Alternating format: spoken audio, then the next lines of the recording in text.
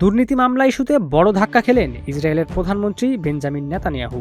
দেশটির প্রেসিডেন্ট ইসাক হেরজগ জানিয়েছেন, আপাতত তার ক্ষমার আবেদন নিয়ে কোনো সিদ্ধান্ত আসছে না, বরং আগে মামলার বাদীপক্ষের সঙ্গে সমঝোতার সব চেষ্টা সম্পন্ন করতে হবে বলে তিনি মত দিয়েছেন। এর ফলে ইঙ্গিত মিলছে যে নেতানিয়াহুর চলমান দুর্নীতি মামলার নিষ্পত্তি শীঘ্রই হচ্ছে না।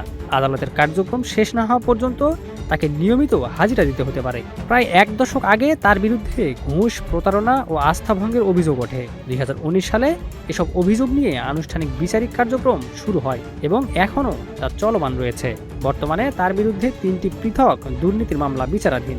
এর আগে নেতানিয়াহু প্রেসিডেন্টের কাছে ক্ষমার আবেদন করেন, যা নিয়ে আন্তর্জাতিক অঙ্গনেও ব্যাপক আলোচনা তৈরি হয়। এমনকি মার্কিন প্রেসিডেন্ট ডোনাল্ড ট্রাম্পও তার পক্ষে অবস্থান নিয়ে প্রেসিডেন্ট হেরজগকে বিষয়টি বিবেচনার আহ্বান জানান। তবে প্রেসিডেন্ট হেরজগ স্পষ্টভাবে জানিয়ে দিয়েছেন, এটি ইসরায়েলের অভ্যন্তরীণ বিষয় এবং এতে বাইরের কোনো হস্তক্ষেপ গ্রহণযোগ্য নয়। সম্প্রতি দ্য নিউ ইয়র্ক টাইমসের এক প্রতিবেদনে বলা হয়, প্রেসিডেন্ট হেরজগ মামলার বাদীপক্ষের সঙ্গে সমঝোতার জন্য মধ্যস্থতার উদ্যোগ নিতে পারেন এবং আপাতত ক্ষমার সিদ্ধান্ত স্থগিত থাকবে।